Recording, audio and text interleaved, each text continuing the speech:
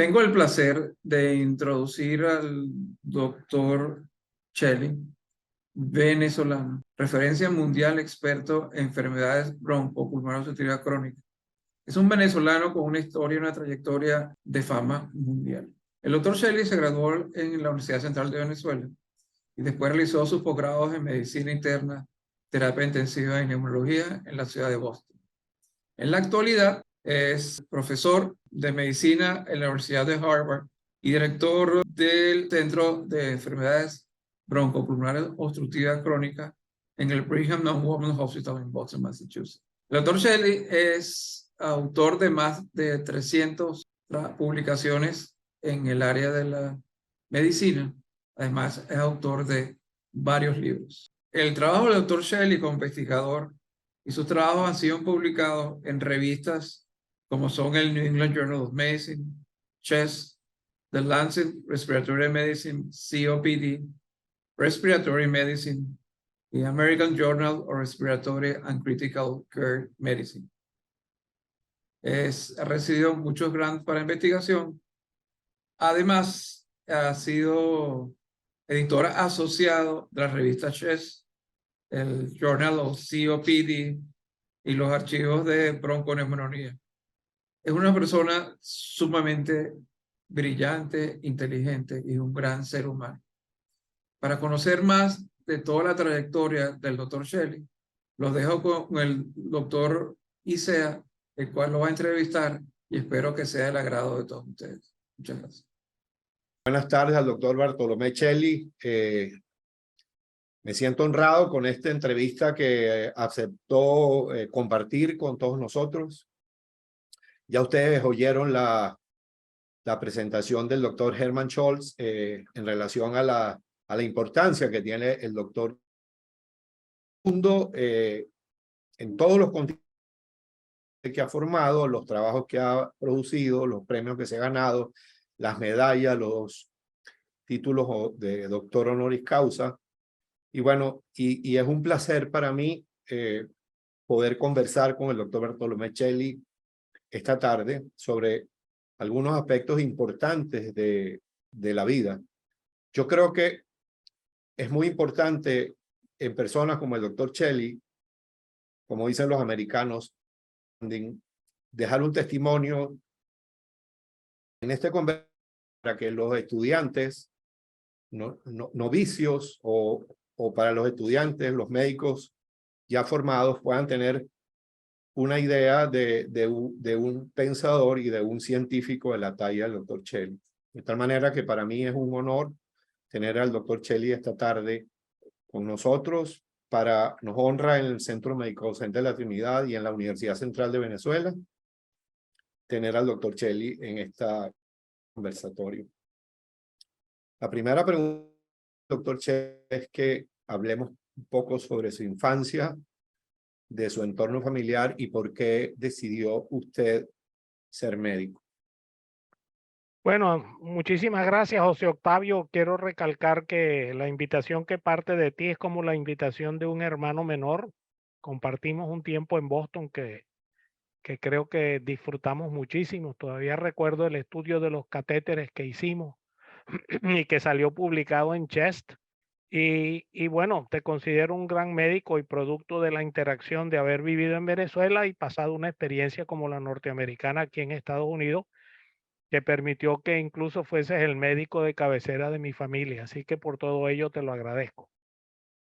Y en segundo lugar, por haberme invitado y con un poco de modestia, me tratas como doctor Schelling cuando me puedes tratar de Bartolomé, porque la amistad que nos une es más grande que la distancia que nos separa de edad, que creo que es grande de por sí, pero sobre todo de haber compartido espacios como hermanos. Bueno,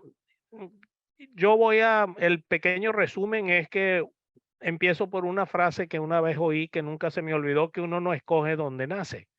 Y eso es algo que si uno nace de buenos padres, debe darle gracias a Dios por el resto de la vida, porque uno puede nacer al azar en uno de miles lugares en el mundo donde las oportunidades no existen.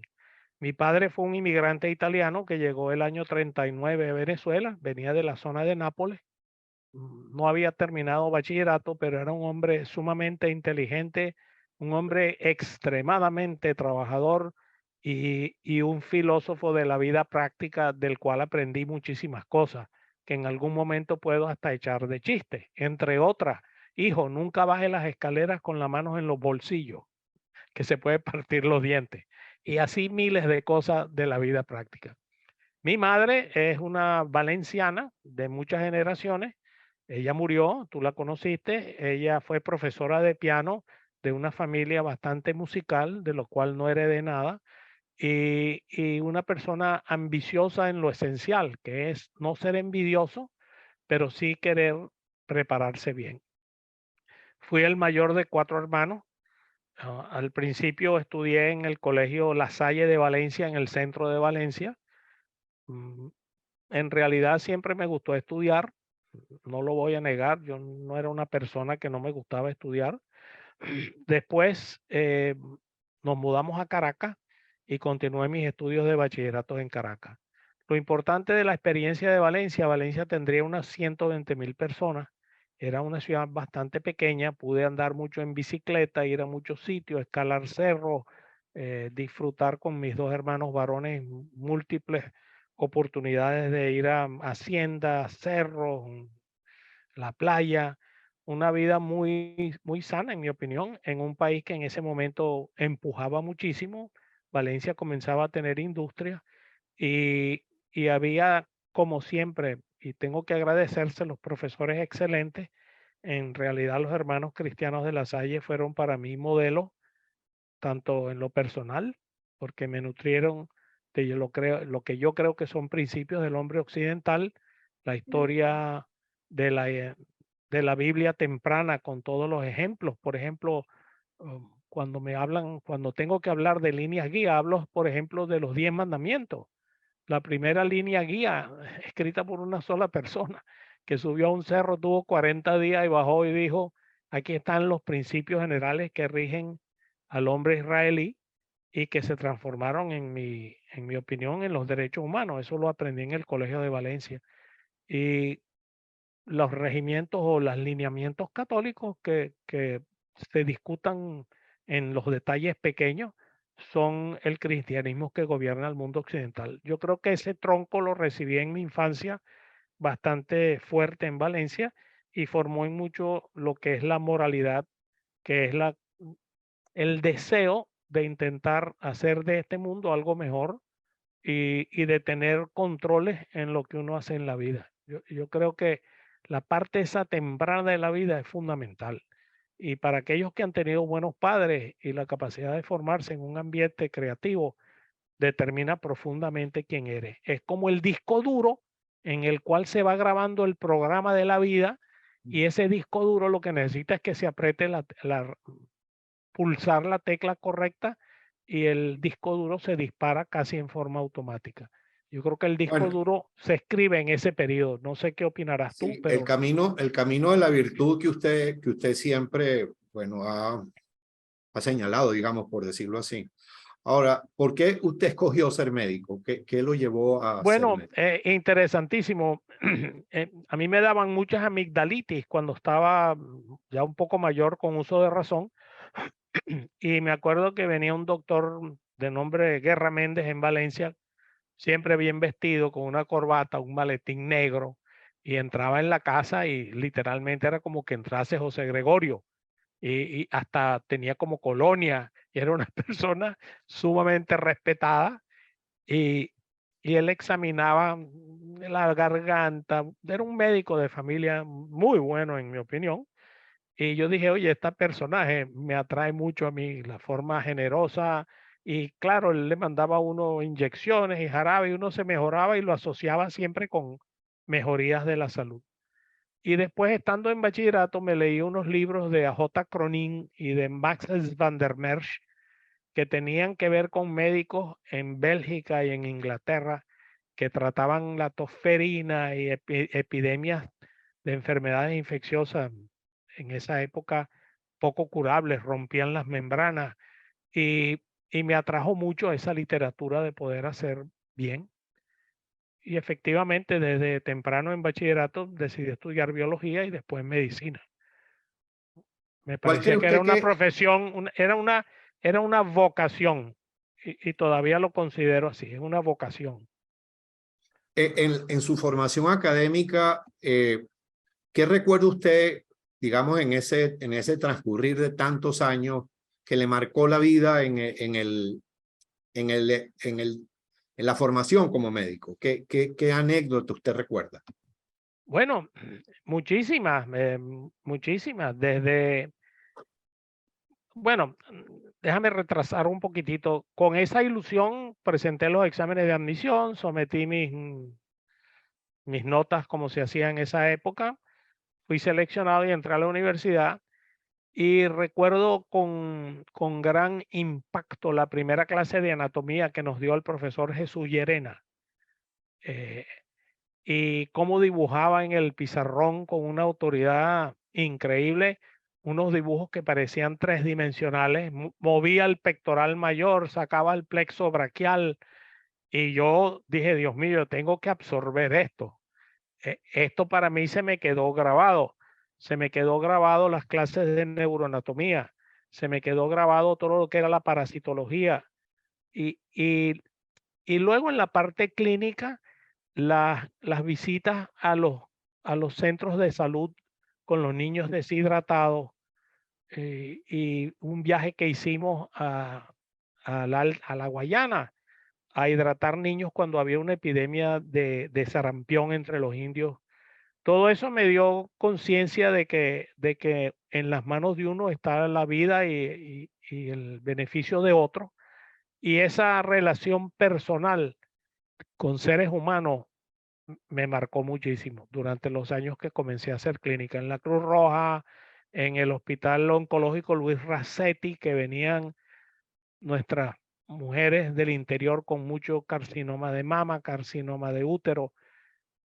Todas estas cosas me, me tocaron y me empujaron a tratar de ser lo mejor posible como médico, tanto en lo científico como en el trabajo diario, en el contacto de persona a persona. Bueno, su exposición por los centros de mayor importancia en medicina en el mundo, digamos. Además, el doctor Llerenas que lleva, me acuerdo que el doctor Llerenas se ponía una corbata de lazo, El ¿no? lacito, sí, El lacito, sí. a mí no se me Ajá, olvida jamás. una maravilla el doctor Llerenas. Y se veló allí, él murió y se veló ahí en el anatómico. Yo Sí, estuvimos bueno, allí.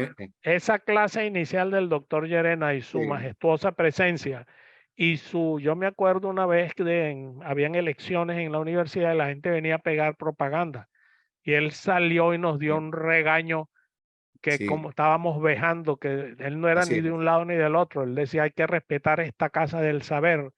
O sea, personas como esa impactan y a mí me Sí. impactó muchísimo y dije yo quiero llegar a hacer algo como el doctor Llerena.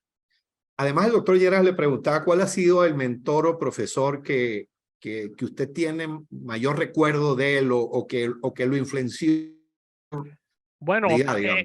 sí, bueno, en la Universidad Central, Marcos Matos Villalobos fue un gastroenterólogo que era profesor de Medicina 1 y en el subgrupo de él tuve en él una impresión de un médico completo. Me acuerdo del doctor Fuad Lechín en las clases de fisiopatología y fisiología. Con él trabajé un poco en el hígado en aquella época. Él era muy fanático del hígado y son personas que el doctor de Venanzi y existía o existe existía porque él murió un primo mío Bartolomé Cheli, profesor de bioquímica que me impactó mucho como familia y médico y que me impulsó a no ser parcializado. Él jamás en su profesión, a pesar de que cursé por los cursos de él, demostró que era mi primo y me trató exactamente igual a los demás, balanceando así la justicia con el cariño, que son dos cosas que no tienen por qué una controlar lo que se hace con la otra. O sea, esas son. Después de En que la, terminé, hay otras personas, pero claro, en la en todas las cuestiones que usted ha escrito, ya ha publicado, ya ha sido líder sobre todo en enfermedad pulmonar obstructiva crónica, que es uno de los líderes más importantes en el mundo en relación al EPOC. ¿Cuál ha sido para usted el logro más importante de la carrera? Hay una función de ustedes en el Reina, está María Montesio, está Víctor Pinto, querido Víctor Pinto Plata, querido amigo, donde ustedes hicieron esa publicación del BODE, que yo creo que fue una revolución, pues digamos en la comprensión de digamos de varios factores en relación al EPOC, no solamente el volumen espiral primer segundo, sino digamos eso le da muchísimo mayor poder al análisis del paciente, mucho más íntegro. Sí, bueno, lo que más me ha satisfecho a mí en lo personal en la vida, tengo que decir, es el estar casado con mi mujer y tener 4 hijos y 10 nietos. Eso. Si me preguntas Claro. qué es lo que más me ha traído, me ha llenado el alma, es haber generado hijos que yo creo que son buenos esposos, buenas esposas y que tienen su familia y sus hijos. Eso para mí es muy grande porque eso es la estructura básica de la sociedad. Pero aparte de eso, lo segundo es son los tus. Son los más de 70 personas que me han entregado parte de su vida en acompañarme a explorar preguntas y a formarse en forma sólida como seres humanos completos. Yo creo que si una persona es médico, la medicina es un arte, pero es ciencia, no es arte solo. O sea, el arte es la parte humana y esa la trae mucho uno por dentro, pero la ciencia sí necesita formarse.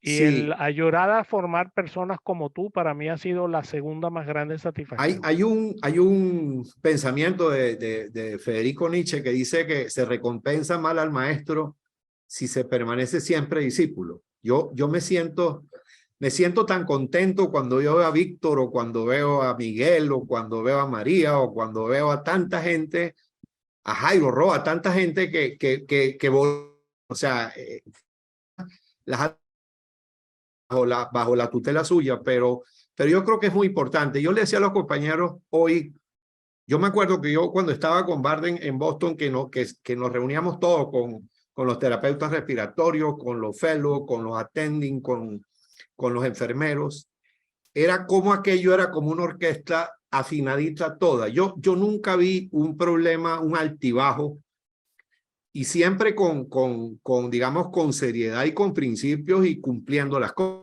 que había. No había lisonjas, pero eso es una cosa muy importante que yo recuerdo siempre, como el doctor Cheli liderizaba o lideriza pues los grupos de trabajo y quizás, bueno, Chávez decía que amor con amor se paga. Yo creo pero no es Chávez, es que Jesucristo quizás lo dijo primero, pero yo creo que uno recoge quizás lo que uno siembra y en eso usted ha sido muy importante porque le ha dado alas y no a la gente controlada, sino que un logro muy importante. Yo creo que es Ahora, como cada quien, muchas personas tienen todo adentro como para poder florecer como árboles productivos. Y lo que hay es que fertilizarlos, echarles agua, entender a cada uno por los valores que tenga y ayudarlos a crecer. Y en ese sentido he sido sumamente afortunado. He tenido personas muy buenas y para mí eso ha sido el segundo logro más grande luego de la familia. Tener personas que me superan en todo. Hijos que son mejores de lo que fue uno. sí. Bueno, yo creo que es importante, digamos, en la formación del médico, el complementar la vida, el tránsito de la medicina con la lectura.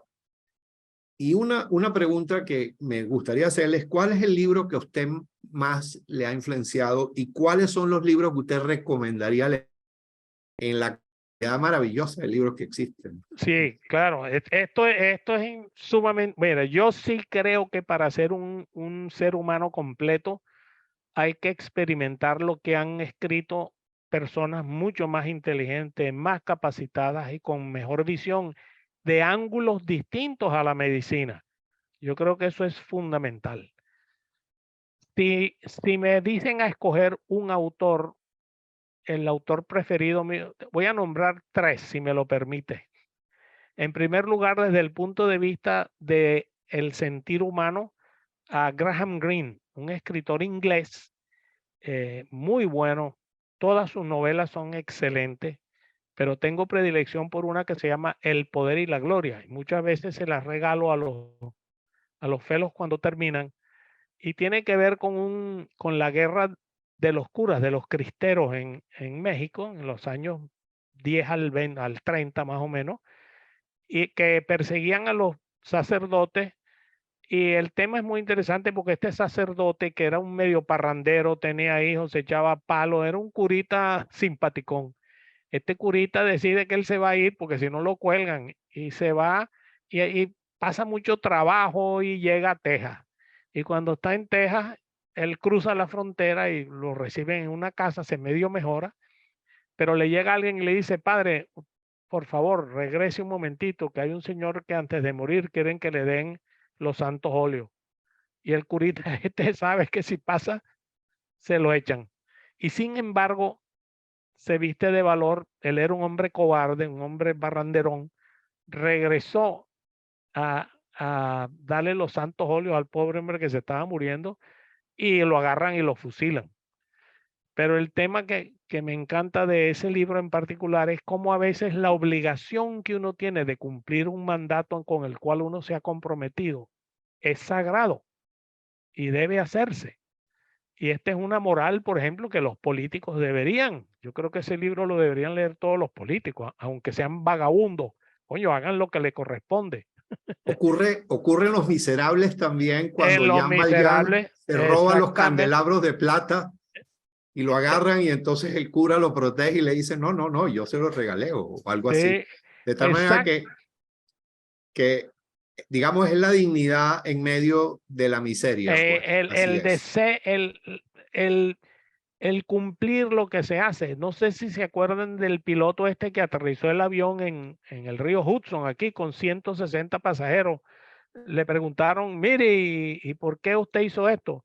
Bueno, porque ese es mi trabajo y yo tenía que cumplirlo. O sea, Así es. no es que era un héroe, nada. El Claro. tipo dijo: no, mi trabajo es piloto y yo tenía que aterrizar este avión y salvar a este gentío. De los Mire, criollos, te voy a decir, y perdóname que me extienda, de los nuestros, me gusta mucho Herrera Luque porque analiza la psicología de de nuestra realidad histórica muy bien. Me encantan sus libros.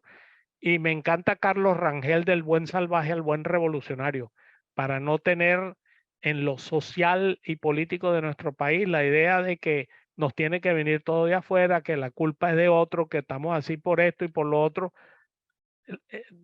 Como dijo John Kennedy, lo más importante no es lo que el país puede hacer por ti, sino lo que tú puedes hacer por tu sociedad. Esos así son es. mis 3, Bueno, y digamos, a grandes rasgos. en ese orden de ideas, ¿cuál es la virtud que usted aprecia más en un ser humano? La justicia, la justicia, ser Y lo justo. que más, Lo que más, perdóname, lo que más lo que qué, más le disgusta de un lo que ser más humano. me disgusta, la hipocresía, la traición. Dante lo coloca en la última paila del infierno, muy por debajo de todos los demás. Sí. Y yo estoy de acuerdo. Traición a los principios, hipocresía, decir una cosa y hacer otra, eso me disgusta, me causa malestar. ¿Cuál es la cualidad que usted considera que debe ser la más importante en un médico? Calor humano, este, ver los ojos, tocar, sentir, o sea, ponerse en el pellejo del que está enfrente. Eso es lo que tiene que un médico.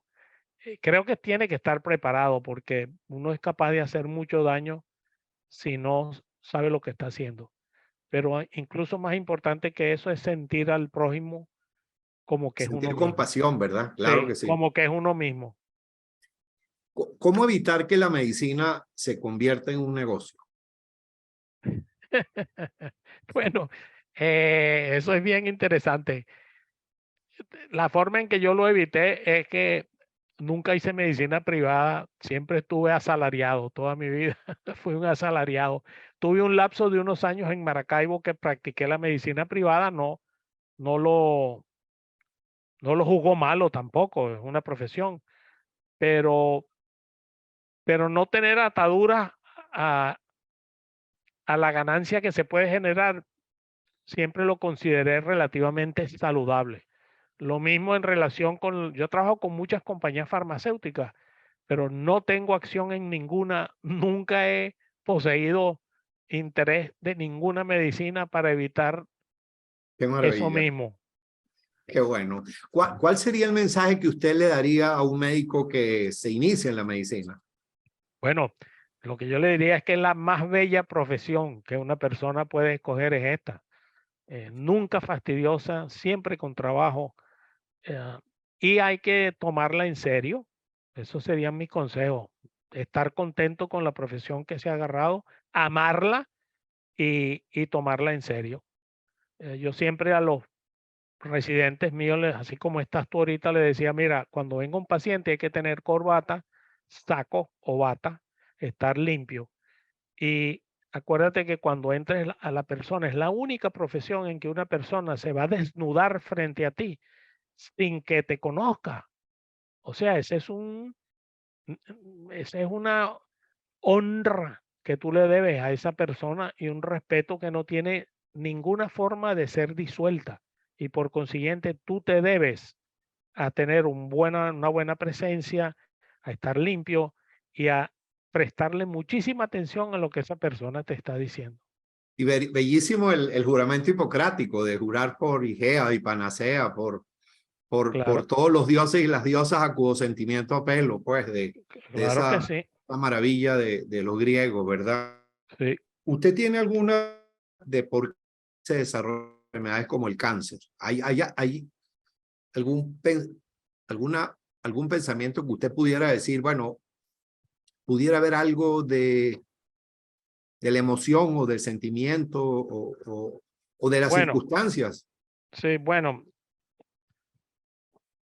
científicamente todos somos producto de dos cosas, el genoma, que nos viene de nuestros padres, y el exposoma, que es la exposición al ambiente en que vivimos. Ah, es obvio de que hay enfermedades genéticas que predisponen al cáncer. Por ejemplo, algunas de las leucemias tienen origen genético puro y hay otras, la gran mayoría desafortunadamente, tienen del ambiente. Y el ambiente incluye la carga afectiva desde que nace y la exposición a todo lo que respiramos y estamos en contacto. ¿Cuál es más importante? Bueno, solo me basta decir, por ejemplo, el cigarrillo, que todavía a mí me maravilla que haya gente que fume, pero la gente lo utiliza, muchas personas de los más inteligentes, y es una sustancia nociva que efectivamente facilita la producción no solo de cáncer de pulmón, sino cantidad de otros cánceres. La contaminación conocida, el sol, o sea, el DNA que se deforma con la Ultravioleta. cantidad de los rayos ultravioleta.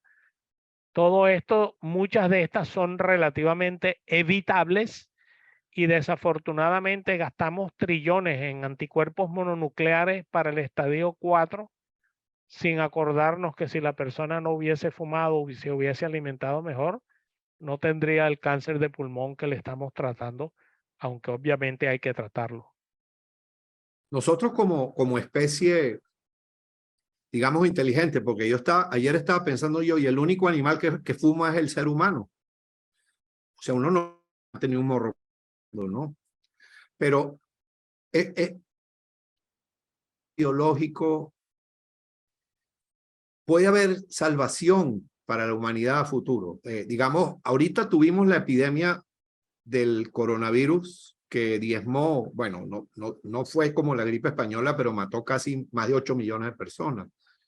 Yo me imagino si hubiese habido una meningoencefalitis y se hubieran afectado 450 millones o 800 millones de personas. Es decir, en su pensamiento, ¿usted cree que nosotros como ente biológico o como especie, pudiera haber la posibilidad de que el mundo se pudiera acabar?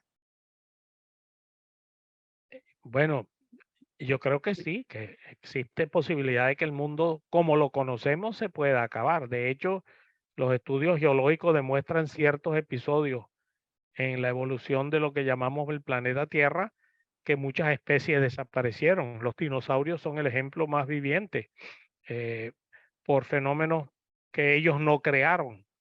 El hombre ahorita está generando una serie de fenómenos en los cuales somos partícipes y efectivamente yo pienso que sería posible, bien sea externo o por nosotros desnaturalizar el mundo, que eso podría suceder. Pero por otro lado, también creo que el hombre como especie ha podido darse cuenta de que es posible modificar eso.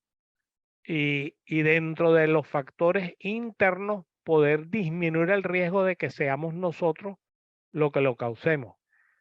Yo sí puedo decir, por ejemplo, hasta no hace mucho, matar a alguien por cualquier cosa en todo el mundo era normal. La pena capital era normal.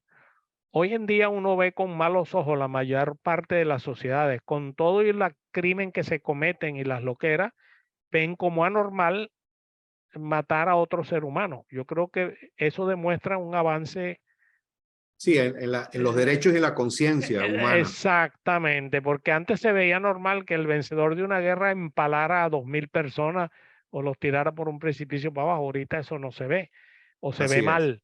O sea, yo creo que dentro de eso hay progreso con la desafortunada, voy a decir, no sé cómo decirlo, retroceso de ciertas sociedades. Ayer estaba viendo que a uno de estos pobres personajes que ha protestado en Irán lo colgaron o lo van a colgar, no sé si por fin lo colgaron por protestar.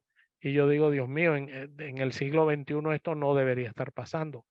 Pero en regla general, los derechos humanos, el portarse bien, recibe aplauso y el negar la vida recibe en cierta forma condena. Y eso para mí es una mejoría sustanciosa del hombre. O sea, yo sí creo que nosotros estamos en capacidad de mejorar nuestro entorno.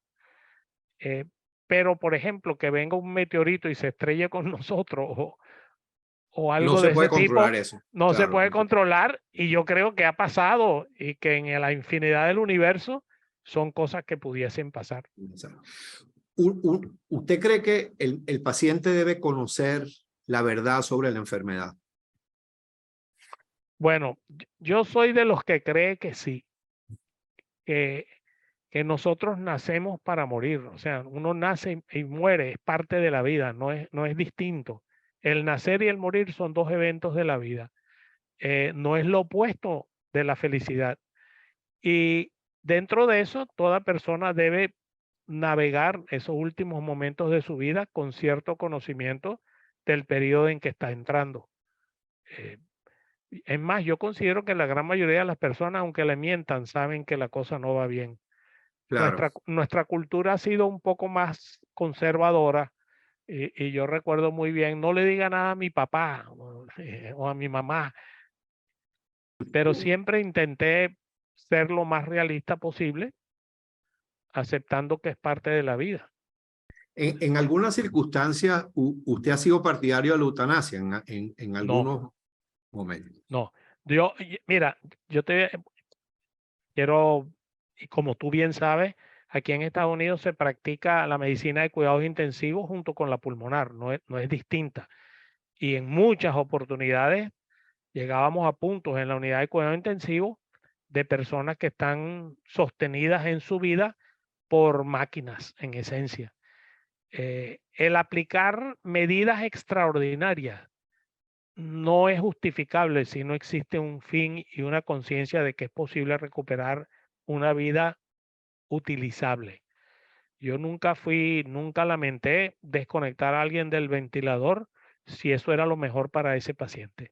Lo que sí nunca hice ni me ofrecí a hacer, y creo que no es correcto, es eliminar a alguien que quiere eliminarse a sí mismo simplemente porque el hecho de que él quiere que otro lo elimine. Eso yo no lo considero. Yo sé que es legal en muchos sitios, Una pero cosa es la yo me medicina, negaría a hacerlo yo.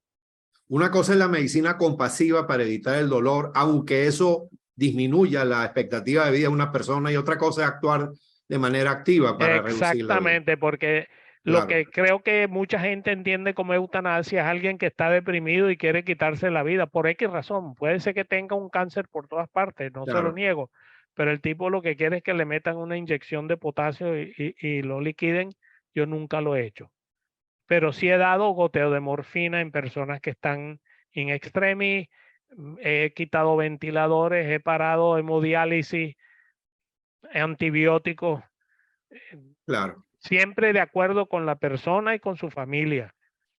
Bueno, y como decía, actuar como si la persona fuera familia de uno, creo yo que es un Familia de principio. uno, exactamente. Bueno, te acordarás que cuando mi mamá estuvo muy mal, tú me preguntaste, yo le dije, no, no me la intuben. O sea, lo he tomado con mi familia también. Y voy a decir algo que no creo que muchos sepan. Aquí en Estados Unidos, el 90% de los médicos sufren demanda.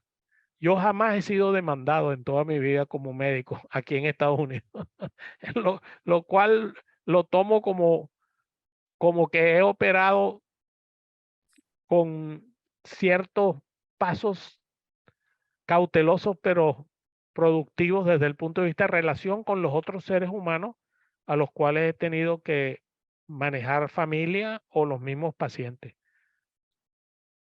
Bueno, Y yo, y yo creo que eso viene de aplicar justicia y esto de tratarlo como que es uno. Si así uno lo es. trata como que es uno, es poco probable que te vaya a pasar nada muy malo. ¿Usted ha pensado alguna vez, en algún momento, que haya tenido algún problema o algún antagonismo en pensar en dejar la medicina? En algún momento, usted, No, ningún no, momento. ningún momento, porque la medicina te ofrece, bueno, tú lo sabes bastante bien porque hemos convivido. Cada persona, cada caso, como decimos nosotros, es distinto. Tendrá la misma enfermedad, pero es distinto, es otro ser humano. Y desde el punto de vista científico, hay tantas preguntas que surgen de esa interacción con los pacientes, que uno está en capacidad de indagar y entretenerse en lo mismo, que hasta se transforma como en un hobby. Ya no es solo no es una forma de ganarse la vida, Sí, sí, una es una manera de forma, vivir, ¿verdad? es una manera de vivir. Así es. Y pasa día y noche, y es como un gusanito que uno carga por Sí. dentro, que si lo mantienes bien alimentado, no termina de moverse dentro de ti.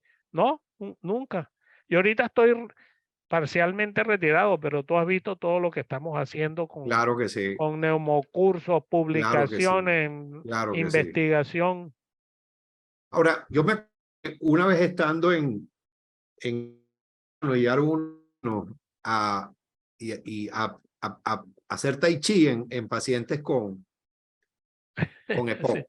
¿Usted recomendaría alguna terapia, digamos, alternativa que pueda ser útil? claro que sí, yo creo profundamente. Por ejemplo, hay estudios fisiológicos de faquires en la India que se pueden sepultar y respirar 3, 4 veces por minuto y pasar días metidos en una urna bajo tierra y no se asfixian. Son capaces de bajar su frecuencia cardíaca a 30, 20. Eh, la gente ha visto estos retratos de estos tipos acostados en clavos.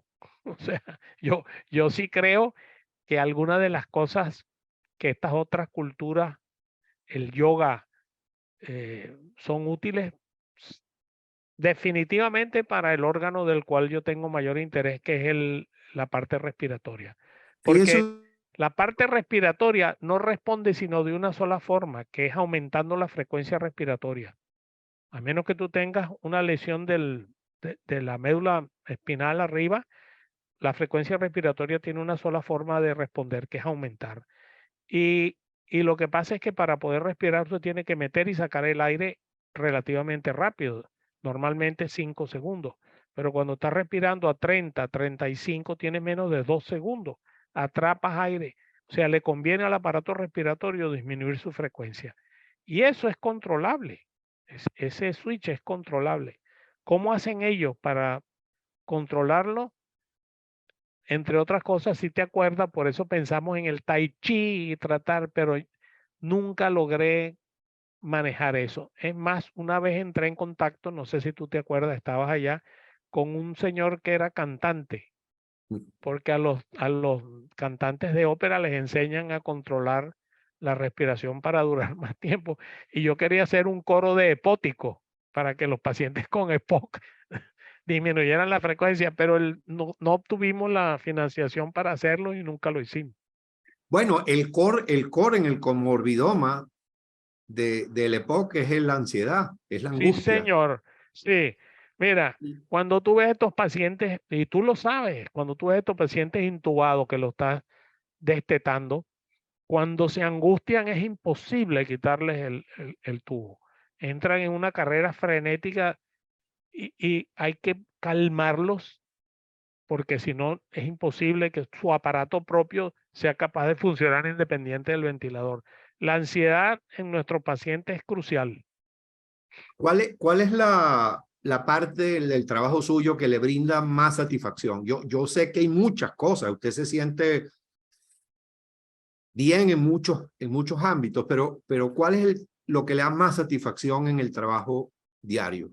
Cónchole, bueno, lo que más me da satisfacción es ayudar a otros, bien sea pacientes por un lado y personas en formación. Siempre me ha encantado ver cómo una persona es capaz de, como a un hijo de uno, de pasar de alguien con, digamos, virgen a alguien, a un árbol pequeño, a un árbol frondoso con fruto.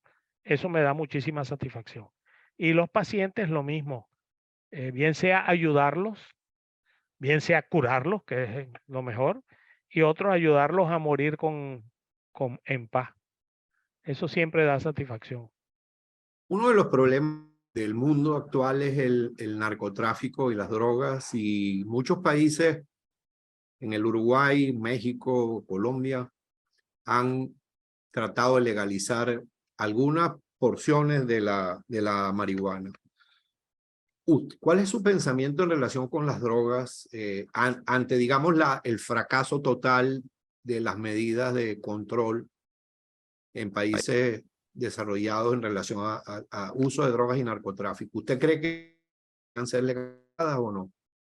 Bueno, el problema de las drogas tiene un aspecto muy importante que es la persona, la familia y el entorno del joven. Yo creo que lo que está faltando en nuestra sociedad es el amor interno que le permite a un ser humano desarrollarse sintiéndose comprendido. Esa soledad es causa, al menos aquí en los países desarrollados, de la gran cantidad de suicidios y de muertes que hoy pululan en todo el mundo occidental. En cuanto a la legalización de las drogas, yo creo que hay drogas relativamente benignas. La marihuana está legalizado en el estado donde yo vivo, en Massachusetts, y yo no veo muchos problemas, excepto en los jóvenes, porque los jóvenes que de repente van a la universidad y en una de estas fiestas les dan unas pastillas, unas galletitas con mucha marihuana de la maligna, han hecho psicosis, y eso está bien descrito. Yo creo que hay que tener juicio.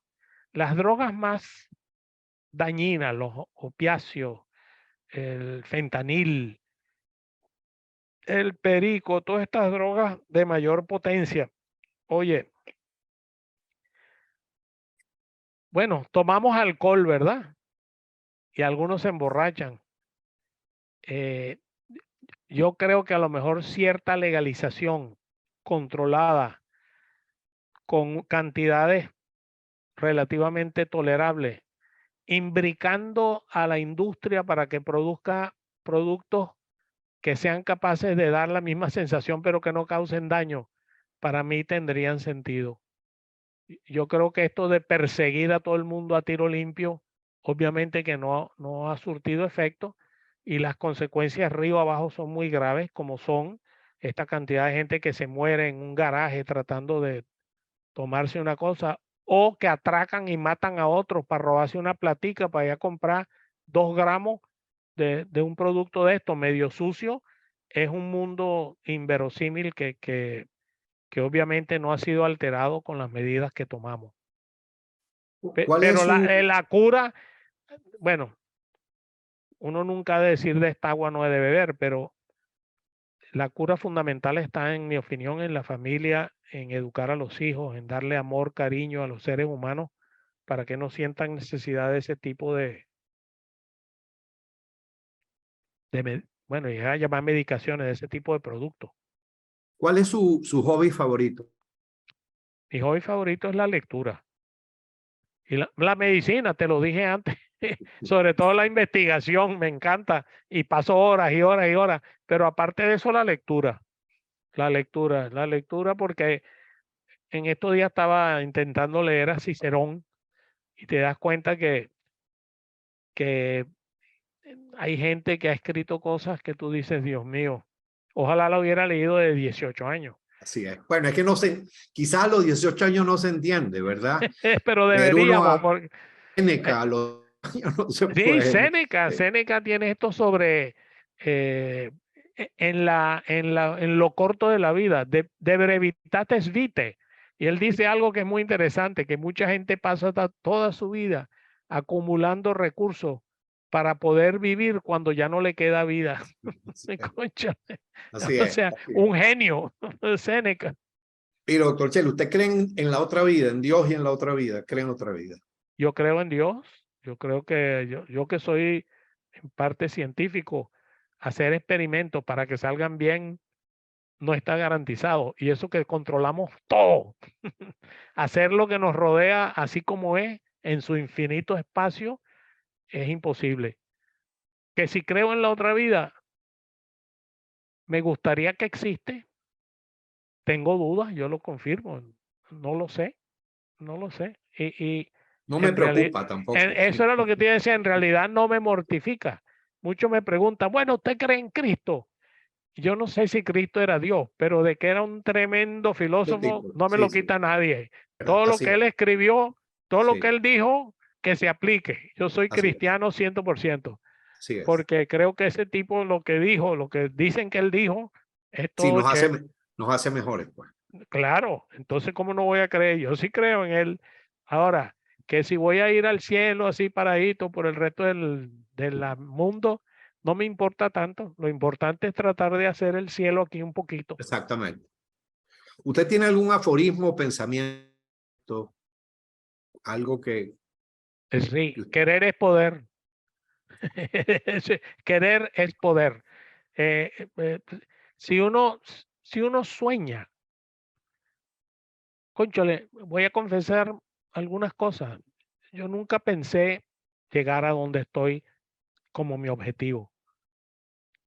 Eh, Simplemente se me ocurría soñar en algo y le echaba pichón y veía qué pasa. Y así se han cumplido los episodios de la vida, ¿no? No es que yo dije, no, algún día voy a llegar a ser profesor de Harvard, no. pero Pasan bueno, las cosas. claro. Usted siempre decía que era más importante la constancia que la inteligencia. Me Sí, acuerdo señor, sí, señor. Y disfrutar el viaje más que llegar a puerto. exactamente. Las dos cosas, sí, señor.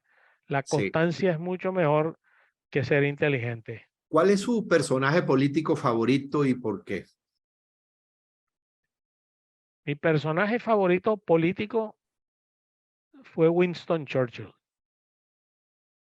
porque tenía capacidad de movilización de la gente alrededor de ideas y de un fin concreto de intentar acabar con el monstruo del nazismo. Y utilizó, ya siendo un hombre rico, un hombre con experiencia que había hecho biografías, escritor, utilizó años de su vida que ha podido estar jugando golf y otras cosas en intentar salvar el mundo occidental. De los que yo conozco, me parece una persona ejemplar. ¿Quién además de Doris es su pasión en la vida? Bueno, mis hijos, ahora mis hijos y mis nietos son pasiones por las que me desvelo e intento hacerlos buenos ciudadanos. ¿Cuál? Usted tuvo, yo me acuerdo que salíamos a pasear un perro, Sí, yo tuve varios perros. varios perros, pero ¿tiene un perro ahorita o no? No, ahorita no tengo perro. No tengo perro porque para salir ya los hijos están casados y después que tuvimos el último perro, para poder salir es una angustia y dejar al perro provocan angustia que no queremos tener ahora cuando salimos Así mi mujer es, y yo. O sea, es práctico, no es sentimental, pero es práctico porque no, uno se va y entonces anda angustiado con el perro. ¿Dónde está el perro? ¿Qué está haciendo así el es. perro? Y sufre uno mucho cuando se muere Sufre también. mucho cuando se muere el perro, cuando se enferma, aparte de los angustias de los nietos y de los hijos. Pero tuve perro toda la vida. ¿Cuál es el peor hábito? ¿Cuál es mi peor hábito? Obsesión. La obsesión a veces digo, ¿por qué seré tan obsesivo, Dios mío? Entonces Sí, llego bueno, pero temprano, sí, a lo mejor no, si no hubiera sido obsesivo, no hubiera logrado lo que logró. es Quizá. cierto, pero a veces provoca un poco de angustia. Pasa mucho con los aviones, con Ah, citas, con fechas que hay que entregar trabajos, con obligaciones que hay que cumplir y como soy obsesivo con eso de cumplir a tiempo, eso genera un poquito de angustia. Creo que es lo que más me angustia. si usted fuera a cenar con un personaje histórico, ¿a quién usted invitaría y por qué? Pero tú dices que esté vivo o cualquiera, No, vivo o muerto. vivo o muerto. Andrés Bello,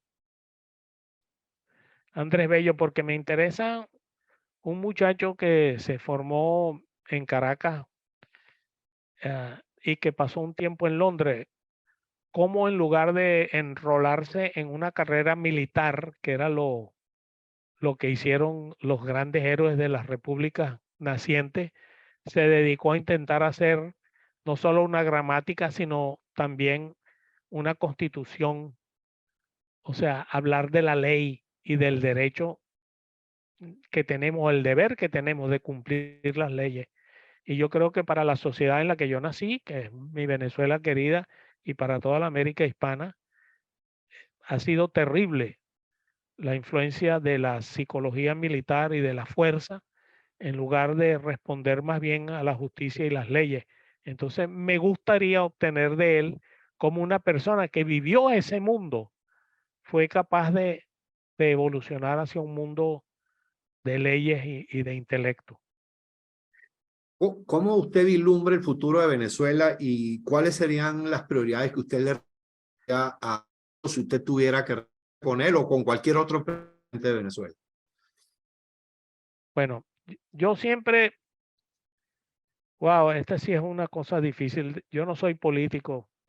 Participé en política cuando estuve joven en la Universidad Central, es cierto, pero yo nunca fui político de alma, sino era político de actuar. Eh, yo creo que Venezuela tiene futuro si si se utiliza bien el tiempo que nos queda. Soy de lo que temo un poco que la gran diáspora, si no se aprovecha efectivamente para reconstituir el país, Venezuela va a tener un periodo muy difícil.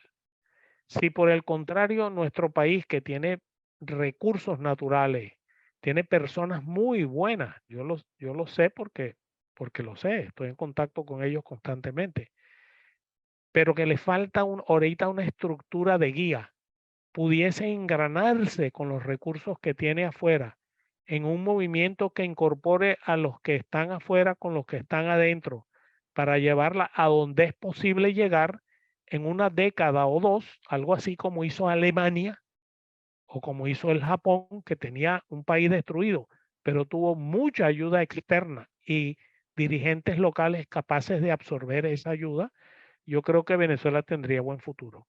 Si eso se pierde y la sociedad se decanta por un periodo muy oscuro, pudiéramos entrar en lo que tiene hoy Haití. A mí eso me mortifica, que es un vecino nuestro, no muy lejos, donde hay bandas armadas matando a diestra y siniestra y un desastre. Y sería injusto para un país que tiene recursos intelectuales, morales y humanos. O Bueno, sea, lo dijo Bolívar, lo de moral y luces, no es una, así es. Bolívar o fue un moral gran y luces visionario. o la entropía del desastre. Sí, yo creo que nos toca a los que estamos vivos todavía en todas partes del mundo y que somos venezolanos, contribuir con un grano de arena a resolver esta coyuntura histórica en la que entramos. Uno lo puede ver del lado negativo. Me gustaría pensar que existe un lado positivo, que el mundo facilista que conocimos, la Venezuela saudita y de millones de dólares que entraban fácil y todo el mundo viviendo solo del gobierno y no del producto de lo que se hace, llegó a su fin y que es posible que este ciclo se cierre y que comience uno de construcción personal en que todos colaboremos para que el país nuestro sea mejor. Y nuestro Bueno, ya estamos gentilicio es muy terminando. bueno. Quiero hacer Nuestro una pregunta. gentilicio, mira, nuestro gentilicio es muy bueno. Yo he tenido la oportunidad de acoger cantidad de médicos venezolanos, hasta muy recientes, Sí. y hasta los muchachos recientes que acogimos hace 3, 4 años, hoy son residentes estrellas a través de Estados Unidos. O sea, no es que no tengamos la capacidad, la tenemos. Y de eso creo que estamos muy bien, y lo que hay es que estructurar todo esto de una forma constructiva. Bueno, ya estamos terminando. ¿Quién cree usted que ganará el campeonato de fútbol? Bueno, yo voy por Messi y Argentina 100%. Yo creo que gana Argentina. Bueno, doctor Cheli, para terminar, ¿cómo le gustaría a usted ser recordado? Bueno, José Martí una vez dijo que la única obra permanente de un hombre es lo que ha dejado escrito. Eh, claro que me gustaría ser recordado como un padre, como un esposo y como un hijo bueno, pero lo que hemos escrito espero que haya contribuido un poquito a un rinconcito y que el nombre se vea por allí alguna vez en relación a lo que se ha escrito. Así es. Siempre le Bueno, digo, creo que lo sabes, a los muchachos con que me reúno los martes contigo, que lo que no está escrito no existe.